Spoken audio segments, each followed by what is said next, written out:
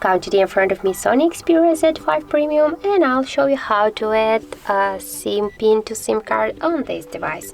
So first you should go into the settings application and then just and then just scroll to the lock screen and security section. Here scroll a little bit more down and you'll see the SIM card lock section. Tap there, and just to lock your SIM card with PIN code, tap here once on the switcher, and now just enter your password. In my case that will be from 1 to 4, and now just tap here to OK, and as can you see, we just successfully locked our SIM card with the SIM PIN code.